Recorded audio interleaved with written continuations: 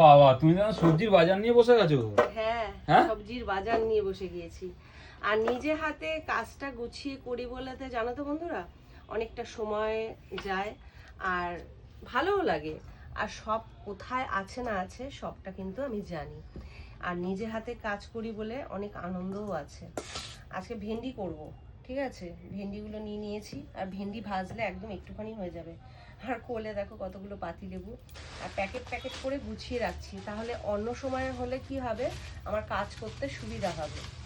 আর না হলে গুছিয়ে না রাখলে কি হয়, এটা কোথায় ওটা কোথায় এই সমস্ত খোঁজ খবর লেগে যায়। তা সেই কারণে নিজে হাতে একদম গুছিয়ে রাখছি, ফ্রিজে সব তুলে দেবো। এই দেখো প্যাকেট প্যাকেট করে সব রাখছি। তা চলো এগুলো গুছিয়ে নিয়ে তারপর যাব রান্নার দিকে।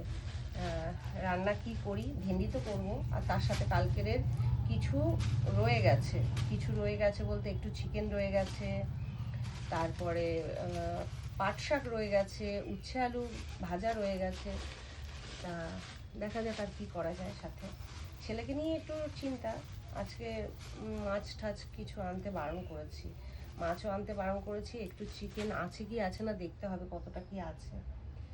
তা চলো গুছিয়ে ফেলি। আর কুমড়োটা খুলে রেখে দেবো, কারণ কুমড়ো প্যাকেটে থাকলে না পচে যাবে।